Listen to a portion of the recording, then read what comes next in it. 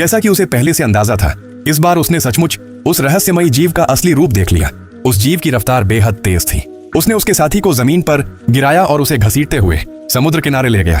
लेकिन तभी लड़की ने पलक झपकाई और वह जीव अचानक गायब हो गया। इससे पहले कि लड़की कुछ समझ पाती, उसके सिर के ऊपर से एक अजीब सी आवाज आने लगी। डर के मारे लड़की का पूरा शरीर कांप उठा। उसने तुरंत अपना मुंह ढक लिया और जरा भी आवाज करने की हिम्मत नहीं की। खुशकिस्मती से वह इंसान जैसा दिखने वाला भयानक राक्षस उसे ढूंढ नहीं पाया और कुछ देर बाद वहां से चला गया।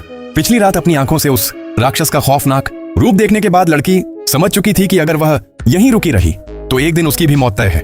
अब उसे हर हाल में इस सुनसान द्वीप से निकलना था, वरना देर सबेर वह भी उस राक्षस का शिकार बन जाती। तभी उसकी नजर जमीन पर पड़े एक लाइफ जैकेट पर पड़ी।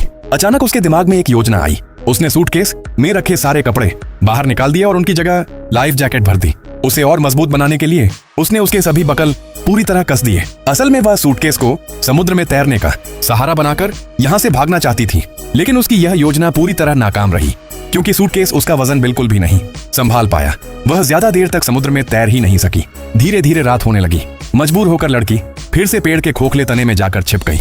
लेकिन रात ढलते ही एक बार फिर वही खौफनाक घटना हुई। खुशकिस्मती से इस बार भी राक्षस उसे ढूंढ नहीं पाया और वह किसी तरह बच निकली। अगली सुबह जब वह बाहर निकली तो देखा कि जिस पेड़ के खोखले हिस्से में वह छिपी थी वह पूरी तरह फट चुका था।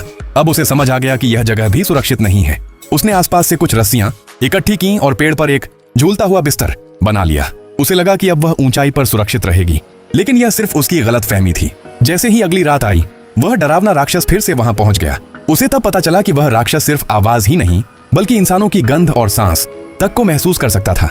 कुछ ही देर में उसने लड़की की मौजूदगी का पता लगा लिया।